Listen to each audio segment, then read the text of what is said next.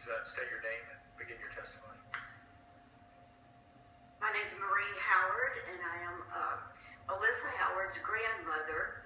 I'm here today to speak on behalf of my granddaughter, Alyssa Howard. She's 4 years old. My family, Elliot, Lynn, and Alyssa Howard, have been on Fox News recently educating the public on CBD oil. If you saw the feature news story, you saw Alyssa having a seizure during the night.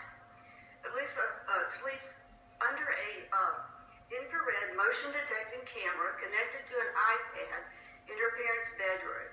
When the alarm goes off, as it did recently 6 times in one night, her parents or parent, my son is a fireman paramedic, so sometimes he's at work, they go into emergency mode. They first put Alyssa on her side, start monitoring her breathing, and pray her seizure stops before the 2-minute alarm. If not by 2 minutes, then they grab the emergency meds and administer those at the same time, calling 911 from the landline.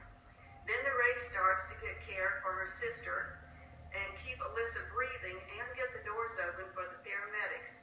Next, they're in the ambulance, going full speed, siren screaming to the Dallas Medical Center from Rowlett. At the hospital, my son instructs the staff to use his Mayo Clinic directed protocol only. Then they wait for her to stop seizing.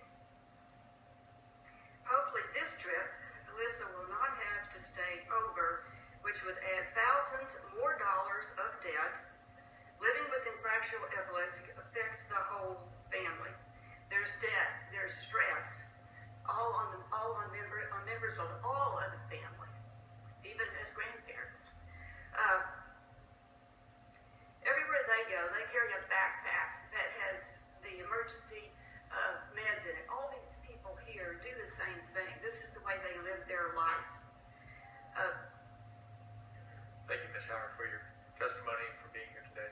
Senators, any questions, Ms. Howard? Thank you. Please state your name and begin your testimony. My name is Rebecca Jo Reaves.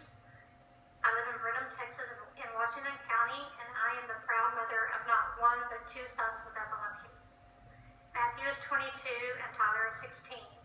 Tyler is a freshman in high school and is my child with intractable epilepsy, while Matthew's is well controlled. Tyler's seizure started at age 4. I saw my once healthy, vibrant boy start to really struggle through hundreds of petit mal seizures per day, otherwise known as staring seizures. Although the petit mal seizures are not the big, ugly, scary ones you see on TV, we quickly learned how devastating they can be. He was not able to read until 3rd grade and still struggles in school, even more so today as a freshman. At age 12, his seizures changed to the big and scary grand mal seizures. Fast forward, he is now taking 15 pills per day, whose job is to slow down his brain, and yet we expect him to do well in school. He has had to be taken off medicines for different concerns, including liver damage and changes in his cardiac status. Sometimes the drugs affect him so much, he can't even get his words out. Let me add that 3 years ago, when friends would ask me if I would consider any form of treatment from the marijuana plant, I would have said no way. Why? Because we are a law enforcement family. My husband has been a state trooper for over 17 years and has 10 years of law enforcement in addition to that. But I started doing my research. After multiple medications have failed, the implant has failed, and we have had to start CPR on my child. Our local law enforcement friends and EMS are also in support of additional treatment options, as they have made multiple calls to our house after many 911 calls. I lost my childhood friend Susie in 2000 at age 30 to a seizure in her sleep, and Tyler also lost his friend Lucas at age 8.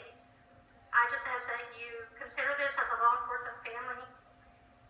Don't make me move to another state to save my son's life while my husband stays here to enforce the law. Thank you, Ms. Reaves, for being